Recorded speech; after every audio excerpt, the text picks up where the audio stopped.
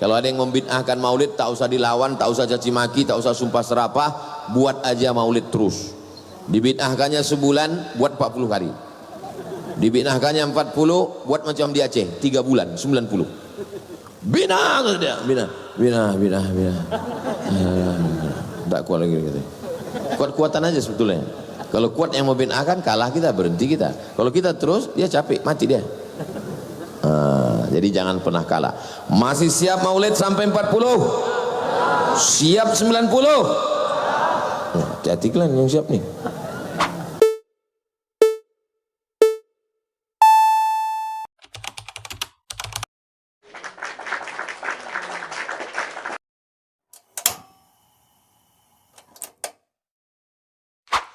Selamat Nabi Musa, bersyukur kita. Ada nikmat yang lebih besar daripada selamatnya Nabi Musa. Apa dia? Lahirnya Nabi Muhammad sallallahu alaihi wasallam. Kalau bersyukur atas selamatnya Nabi Musa dilakukan tiap tahun, maka bersyukurnya atas lahir Nabi Muhammad pun juga dilakukan tiap tahun. Makanya orang-orang yang memahami dalil maulid itu otaknya agak besar sedikit. Kalau otak-otak kecil tak terkunyahnya nih. Apalagi waktu pembagian otak dulu dia tak datang. Payah ini gitu, ribut ini, jelimet ini, payah ini gitu. Lanjut. Azab Abu Lahab diringankan setiap hari Senin.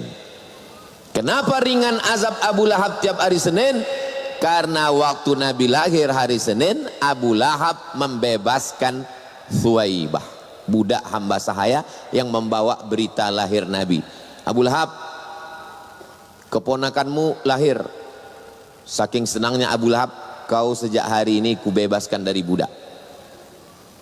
Berapa harga budak waktu itu? Onta lebih murah dari budak, budak lebih mahal dari onta. Kalau harga onta sekarang 50 juta, berarti Abu Lahab waktu lahir Nabi itu bersedekah 50 juta. Makanya kalau ada orang Riau bersedekah 50 juta waktu lahir Nabi, itu baru selepel dengan Abu Lahab. Jadi kalau pas meninggal jumpa sama Abu Lahab, aku selepel sama kau ya, kata Abu Lahab. Hebat aku lagi dari kau, kata Abu Lahab. Maka diringankan azabnya. Ini dari mana Ustaz dapat dalilnya ini? Al-Bidayah wan Nihayah juz 2 halaman 273. Ibnu Hajar Al-Asqalani dalam Fathul Bari, Imam Ibnu Katsir dalam Al-Bidayah wan Nihayah. Li'annahu lamma basyarathu Thuwaibah bimilad ibni akhihi Muhammad ibni Abdillah a'taqaha min sa'atihi, dibebaskannya budaknya itu pada hari saat dia menyampaikan berita itu. Lanjut. Dari sumber-sumber terpercaya, kisah ini disebutkan ulama, disebutkan Imam Abdul Razak As-San'ani dalam kitab Al-Musannaf.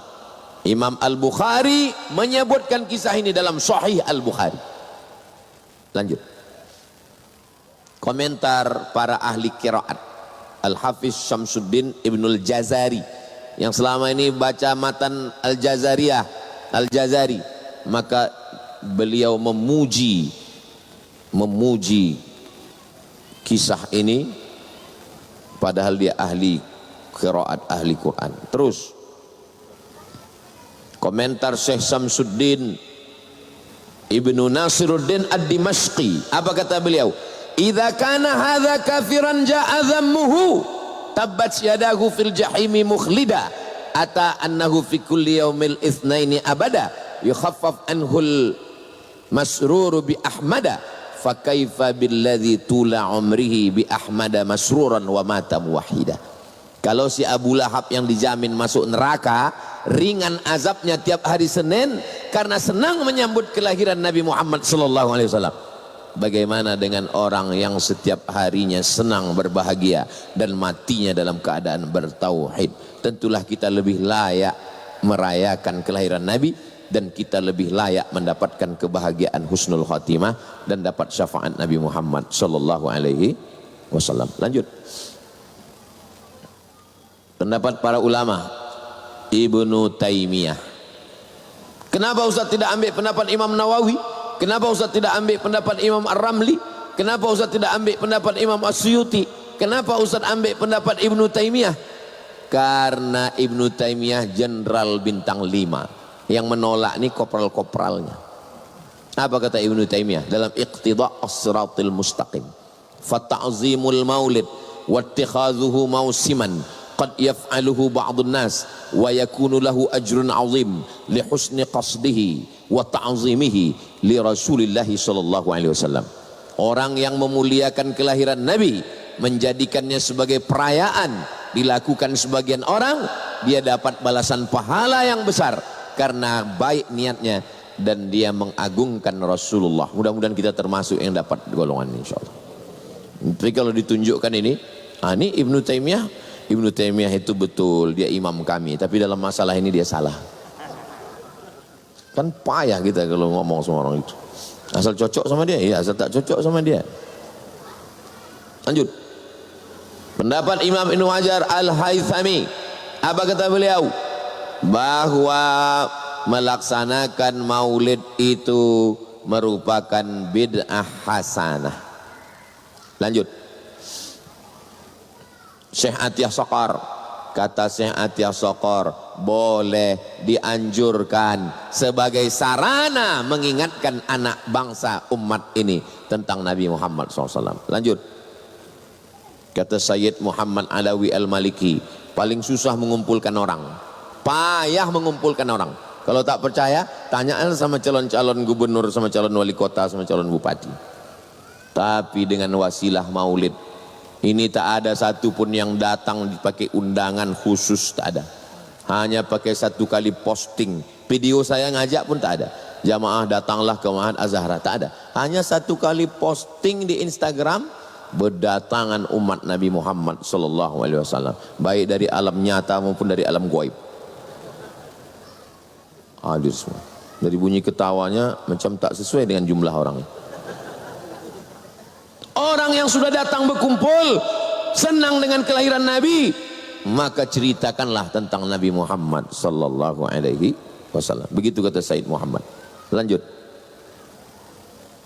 Syekh Yusuf Al-Qardawi, maka beliau ketua ulama dunia. Sahabat membawa anak-anak mereka ke lokasi perang Badar, bercerita, disinilah kami perang, patah gigi kami. Sahabat membawa anaknya ke lokasi perang Uhud.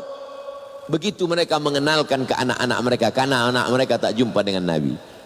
Maka kita pun juga begitu, kita bawa anak kita. Makanya yang membawa anak-anak ini untuk apa? Karena setelah kita mati, mereka yang akan melanjutkan untuk mengenalkan Nabi Muhammad ke anak cucu mereka nanti di masa akan datang, insyaallah. Lanjut. Terus. Memperingati maulid Nabi haram, tapi hari ulang tahun negara mewah. Hari ulang tahun negara Saudi Arabia, mewah meriah, terkunci semua mulut, tak ada yang membid'ahkan. Kalau ditanya kenapa kau tak bid'ahkan, ati'ullah wa ati'ur rasul wa ulil amri minkum. Lanjut. Apa itu? Museum. Itu pena siapa? Itu pena Ibnu Utsaimin. Penanya diletakkan, sorbannya, bajunya, jubahnya, untuk mengenang siapa? Mengenang Ibnu Utsaimin. Mengenang Ibnu Utsaimin boleh, mengenang Nabi Muhammad bid'ah. Otak apa ini? Lanjut. Maroko, atas tu Raja Maroko memperingati maulid. Yang tengah tu Malaysia, yang bawah Bangladesh. Semua semarak, minal masyriq ilal maghrib, dari timur ke barat. Terus maulid mengenal dan mengenalkan. Mengenal dulu, setelah kenal baru kenalkan Nabi Muhammad SAW. Lanjut. Sejarah hidup Nabi dari lahir 40 tahun dapat wahyu, jadi rasul, pindah ke Madinah, 10 tahun di Madinah meninggal. Itu ringkasannya. Terus Nabi Muhammad dalam agama-agama sudah membahas bahwa akan datang seorang nabi di akhir zaman nanti, sifatnya begini, begini, begini, begini. Terus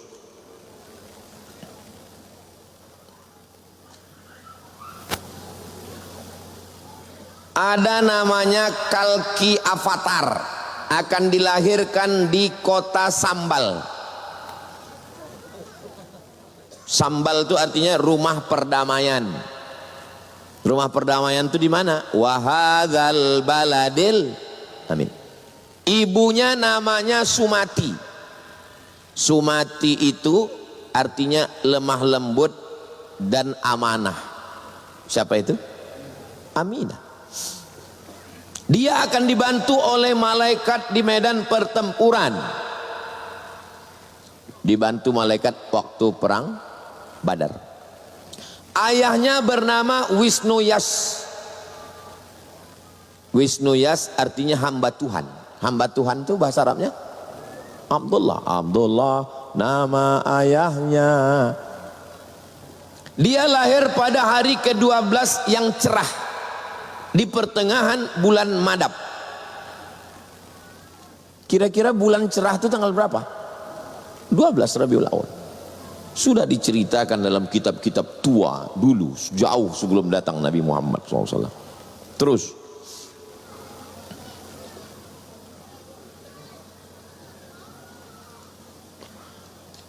hai orang banyak, dengarlah ini sungguh-sungguh, narasangsa akan dibangkitkan di antara orang banyak. Kita mengambil orang Kauram di dalam perlindungan, 60.000 dan 90 musuh, yang kendaraannya 20 unta, 2 unta betina, 12 orang istri, dan naik ke langit dengan kendaraan tercepat. Disebutkan maknanya narasangsa. Narasangsa itu artinya yang terpuji. Yang terpuji itu bahasa Arabnya Muhammad. Antum kalau mau kasih nama anak Muhammad Narasangsa. Dia mengambil orang Kauram. Kauram maksudnya orang yang berpindah. Orang yang pindah dari sini ke sini, bahasa Arabnya Muhajirin. Dalam perlindungan 60.000 orang. Ternyata orang kafir di Makkah itu yang 60.000 orang.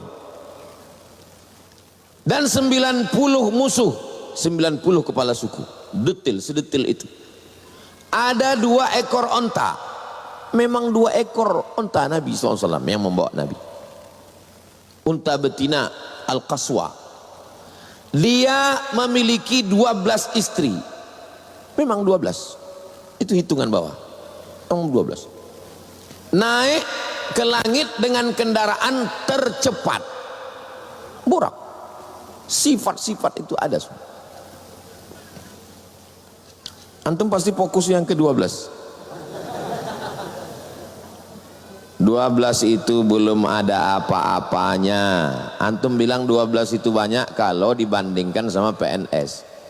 Tapi kalau antum bandingkan dengan Nabi Daud istrinya 300. Nah, 100. Nabi Daud 100. 12 sama 100 itu mana banyak? 100. Nabi Sulaiman istri dengan tambahan 1000. Nabi Sulaiman. Jadi belum ada apa-apanya. Makanya kalau orang menyerang tentang masalah 12 ini, maka Nabi Muhammad SAW itu belum ada apa-apanya. Ada namanya Tiananmen Square di Cina. 1000 kamar istri Raja Cina. Tapi ada yang lebih hebat, bukunya ada di rumah.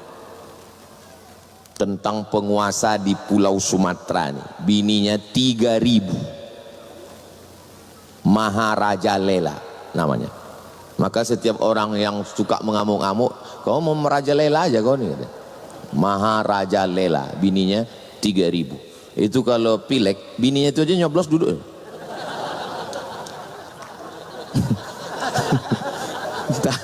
tak pakai tim sukses. Itu duduk. Ini perlu kalian nanti kalau kalian diserang di medsos bahwa Nabi kalian tukang kawin, bininya banyak, itu nggak ada apa-apanya dibandingkan Daud, dibandingkan Sulaiman, dibandingkan Maharaja Lela, dibandingkan Tianmen, dibandingkan raja-raja. Ini nanti kadang diejek, tak makan, mau melawan tak ada bahan, kawan diserang. Lanjut. Tuhan akan memberikan kepada Mama Harisi 100 keping emas, 10 kalung, 300 kuda, 10.000 sapi. Mama Harisi itu adalah julukan Narasangsa. Terpuji artinya. Terpuji bahasa Arabnya Muhammad. 100 keping emas, 100 penyebar Islam Ashabus Suffah, 10 kalung, 10 sahabat yang dijamin masuk surga, 300 kuda, 300 pasukan Badar, 10.000 pasukan Nabi waktu Fathu Makkah, pembebasan kota Makkah. Sedetail itu disebutkan sifat Nabi dalam kitab-kitab sebelum. Terus makin lama makin kecil ku tengok tulisan ini.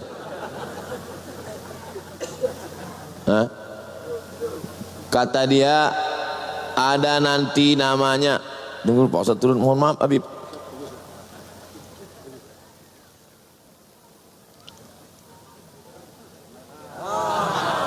Bisanya kenapa tak kau buat dari tadi? Nampak pula bodoh awak.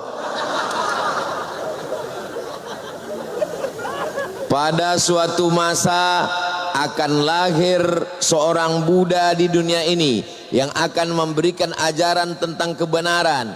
Dia akan menjadi pemimpin dan penuntun seluruh umat. Namanya Maitreya. Terus tengok bawah. Maitreya artinya penyayang. Penyayang itu dalam bahasa Arabnya rahmah. Wa ma arsalnaka illa rahmatan lil alamin. Ayat itulah yang selalu dibaca waktu maulid. Laqad ja'akum rasulun min anfusikum azizun alaihi ma anittum harisun alaikum bil mu'minina raufun rahim. Raufun rahim itu Maitreya Nabi Muhammad SAW. Terus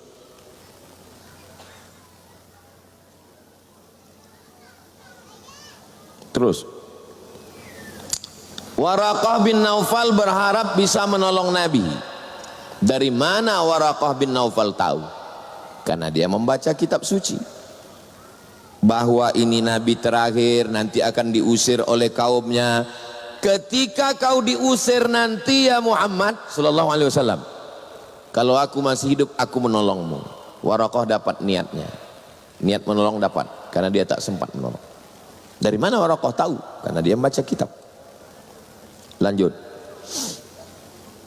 Mereka lebih kenal Nabi daripada anak kandung mereka sendiri.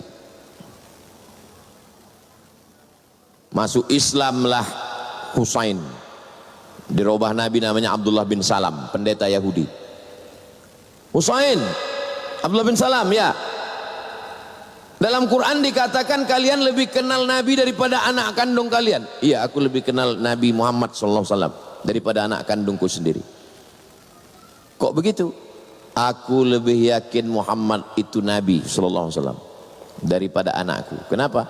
Karena sifat-sifatnya nampakku. Sedangkan anakku ini boleh jadi istriku berselingkuh. Lebih yakin dia menengok sifat Nabi daripada anaknya di rumah. Karena anakku di rumah itu tak yakin aku. Makanya antum kalau hitam tiba-tiba anak putih, hati-hati. Lanjut.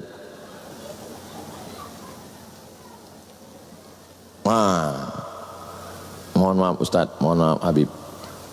Ya, tengok ya. Bahasa Inggrisnya, his voice, suara dia, and speech, kalau dia ngomong, exceedingly, maksudnya kalau dia ngomong tuh menarik, sweet, manis. Kalau dia ngomong tuh orang tertarik dan manis. Terus diterjemahkan ke bahasa Inggris, he is altogether lovely. Diterjemahkan ke dalam bahasa Indonesia, sesuatu padanya menarik dan dicintai, disukai. Hilang tulisan aslinya gara-gara diterjemahkan ke Inggris, habis terjemah Inggris terjemahkan ke Indonesia, hilang bahasa aslinya. Tapi kalau huruf-hurufnya itu dimasukkan ke Google Translate, coba tengok. Next. Nah, tengok. Masukkan itu yang huruf asli yang kuning itu ke dalam Google Translate, maka tertulis di situ Muhammadim. Nampak? Nah, itu tuliskan itu tuh, itu Muhammadim. Muhammad. Orang yang bicaranya menarik dan disayangi orang, itu adalah terjemahan dari Muhammad, orang yang terpuji, cakapnya menarik, dicintai dan disayangi orang. Balik ke atas balik. Memang kalau belum makan malam susah nangkap memang. Balik ke atas balik. Nah, tengok ya.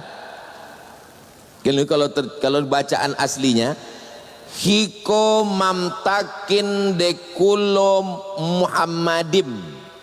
Muhammadimnya itu diterjemahkannya. Mestinya jangan diterjemahkan, biarkan aslinya gitu. Lalu diterjemahkan ke Inggris, itu yang merah. Diterjemahkan lagi ke dalam bahasa Indonesia, hilang nama Muhammad itu hilang. Padahal kalau tidak diterjemahkan tetap ada Muhammad. Itulah makna ayat Al-Quran. Tengok ayat Al-Quran samping. Alladzi yajidunahu maktuban indahum, yang mereka dapati namanya tertulis dalam kitab mereka, fit Taurati wal Injil, dalam Taurat dan ada sampai sekarang. Tapi jangan diterjemahkan. Kalau diterjemahkan hilang dia. Makanya nama orang, nama kota tak boleh diterjemahkan. Ada dulu mahasiswa mau berangkat ke Libya, pas ngomong sama saya diterjemahkannya semua. Ana sa'azhabu min suki akhi kabir ila sukil ahad. Apalah maksudnya? Rupanya maksudnya saya pergi dari pasar Tanah Abang ke pasar ke Pekan Minggu. Diterjemahkannya pasar Tanah Abang tuh suk akhi kabir. Ada orangnya jadi ustadz sekarang. Setiap jumpa sama saya, ana sa'azhab ila suk akhi kabir. Pasar Tanah Abang tuh jangan diterjemahkan, jangan bilang suk akhi kabir. Ada gini orang cuma nyawa jago nama baiknya kan. Jadi ustadz yang gini. Oke, lanjut. Tuhan berbicara kepada Musa. Apa kata Tuhan? Seorang nabi akan kubangkitkan bagi mereka di antara saudara mereka seperti engkau, macam kau ini sifatnya Musa. Aku akan menaruh firmanku dalam mulutnya dan dia akan mengatakan kepada mereka segala yang kuperintahkan kepadanya. Hanya tepat untuk Nabi Muhammad. Satu, Musa dan Muhammad sama-sama memiliki ayah dan ibu. Tidak cocok untuk Nabi Isa karena Nabi Isa tidak punya ayah. Dua, Musa dan Muhammad SAW sama-sama menikah. Tak cocok untuk Nabi Isa karena Nabi Isa tidak menikah. Tiga, Musa dan Muhammad sama-sama meninggal dunia. Tak cocok untuk Nabi Isa karena Nabi Isa belum meninggal dunia. Empat, Muhammad tidak bisa membaca firman itu di mulutnya, bukan di matanya, di mulutnya karena dia tak bisa membaca. Lanjut.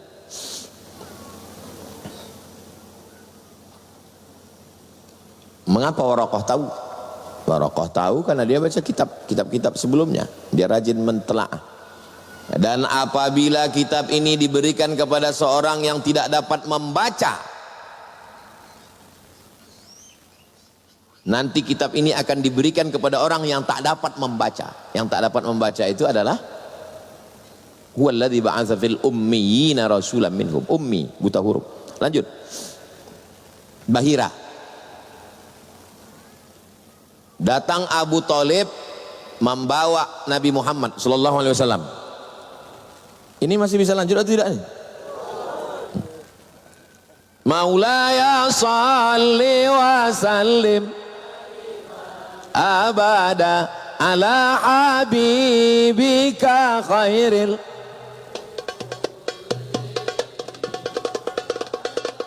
salli wa sallim daiman abada ala habibika khairil khalqi kullihim maulaya salli wa sallim daiman abadan ala habibika khairil khalqi kullihim min tadakuri jiranin bili salami mazaltadan anjara min muqlatin bidami أنبتر ريح من تلقاء كاظمة ولو مضى البرق في الظلماء من هضام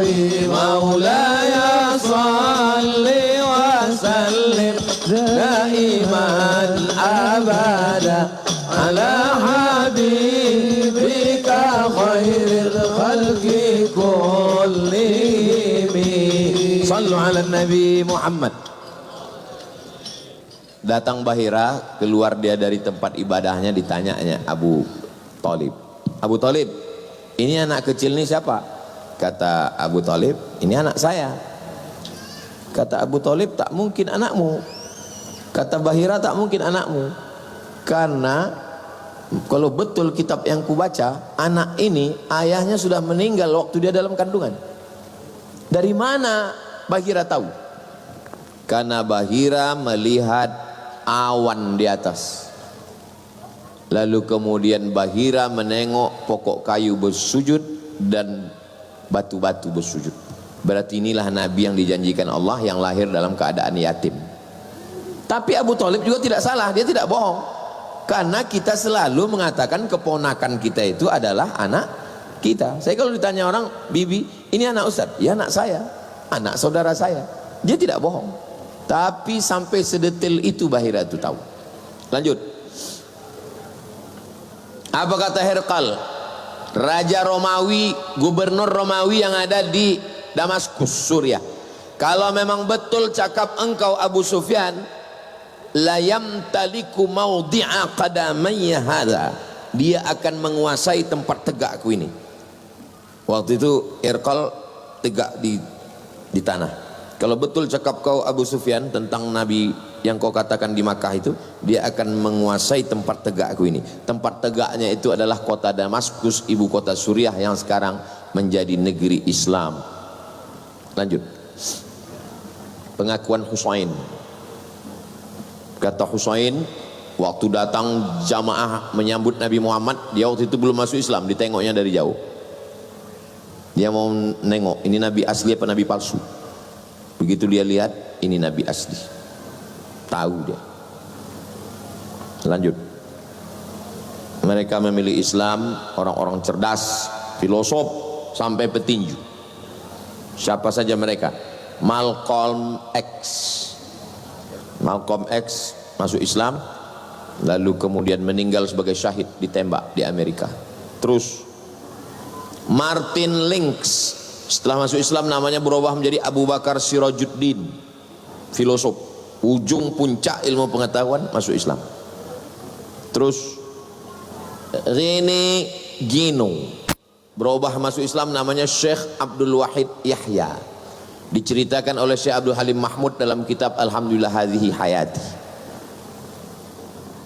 Fridtjof Swan masuk Islam, berubah namanya menjadi Isa Nuruddin Ahmad Asy-Syadzili karena dia pengamal tarekat Syadzili.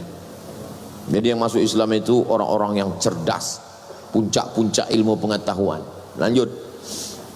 Chad Stephen, Yusuf Islam. Lanjut.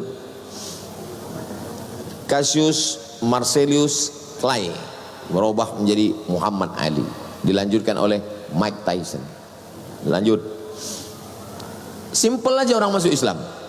Diceritakan oleh Dr. Soleh, dimuat di majalah Al-Qawwam Saudi Arabia. Masuk Islam gara-gara CD, celana dalam.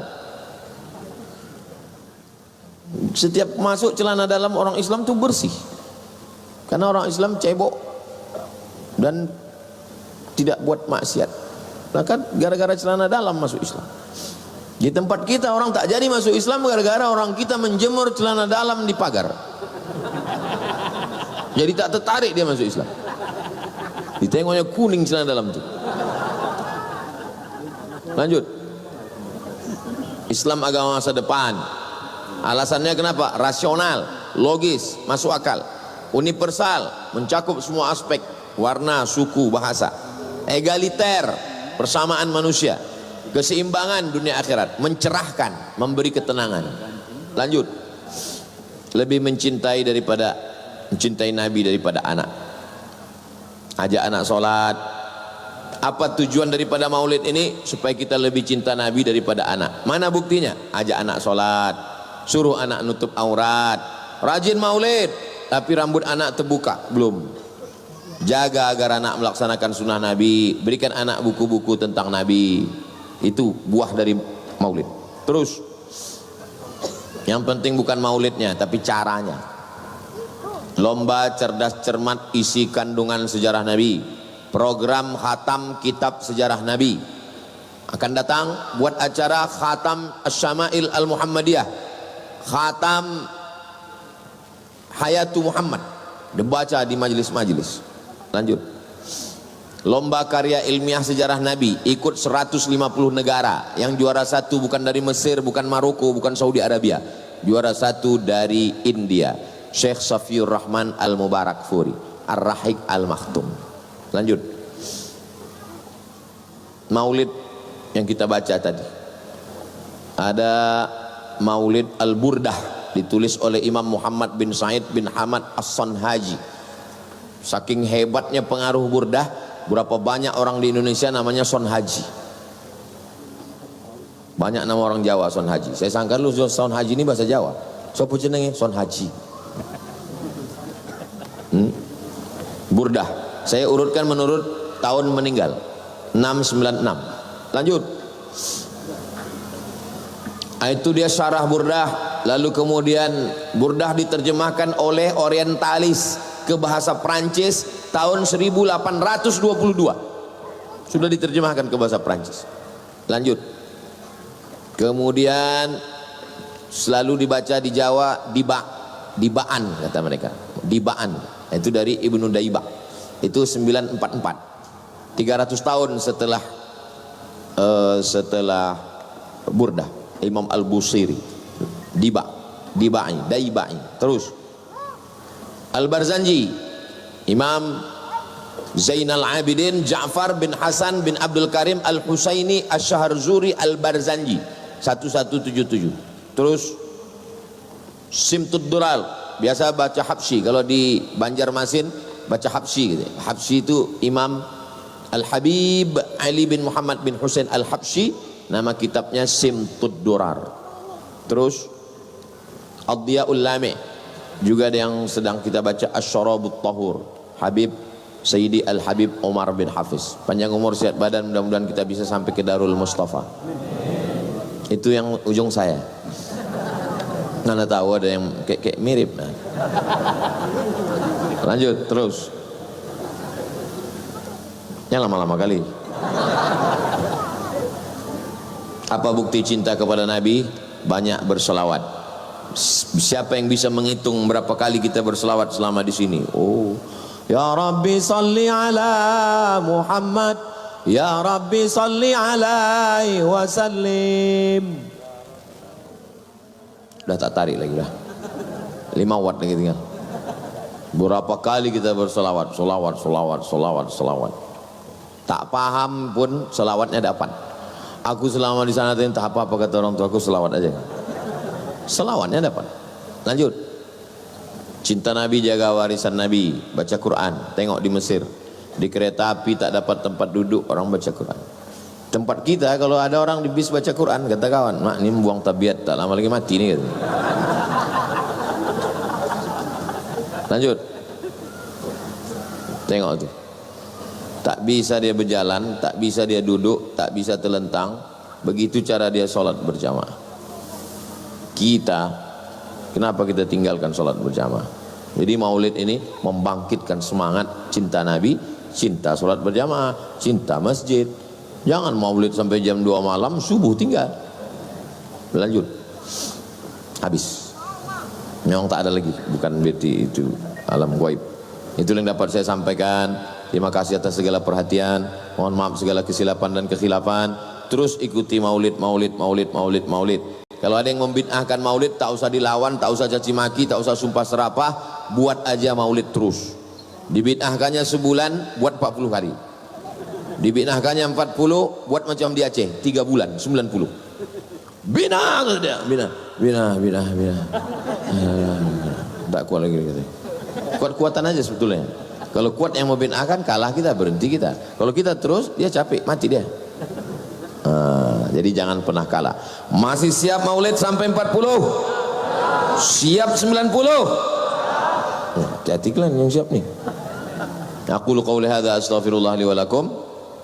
Memang cantik baju katun dibeli di Kuala Lumpur. Saya malam ini tak berpantun karena sudah dipakai Pak Gubernur. Terima kasih segala perhatian, mohon maaf segala kesilapan. Aku qauli hadza. Puncak daripada maulid adalah doa. Mari kita aminkan doa dengan khusyuk. Mudah-mudahan kita mendapatkan keberkahan maulid yang akan dibimbing langsung oleh Sayyidi Al-Habib Muhammad bin Haidar bin Syihab hafizahullah. Banyak para alim ulama kita yang tak dapat saya sebut sapa satu persatu.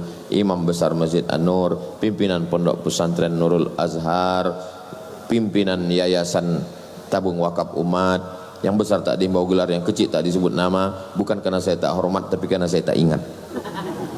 Terima kasih. Wassalamualaikum warahmatullahi wabarakatuh.